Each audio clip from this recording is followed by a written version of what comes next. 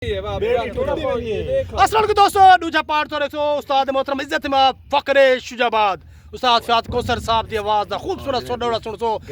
हाय दरिया नु बेड़ी वेसी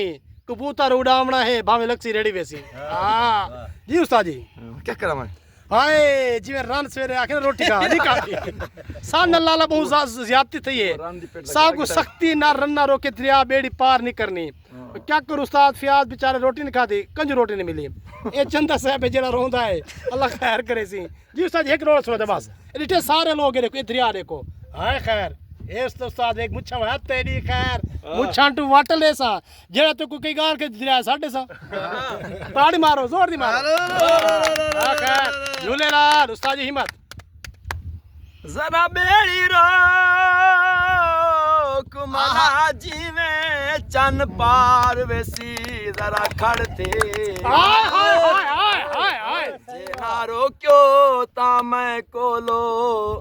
कर खार वेसी जरा खड़ते हाय सदके दी मोहब्बत टोर पियो दुश्मन खट वेसी निताहार वेसी जरा खड़ते हाय हाय हयाती मसला ऐसा फल जिंदगी दा रुस यार वेसी जरा खड़ते हाय हाय हाय हाय बहुओं के साहिन जिंदगी दे हो मेरे यार को यार दसावी चार कि मैं गुजरी है कबूतर नाल उस्ताद जी कुड़ा बचा जी दोस्तों इन उस्ताद फयाद कोसर साहब मजा आ गया इदा प्रोग्राम दे बैठे पे दोस्तों ताड़ी खड़काओ इस प्रोग्राम दा वेला मुकाऊं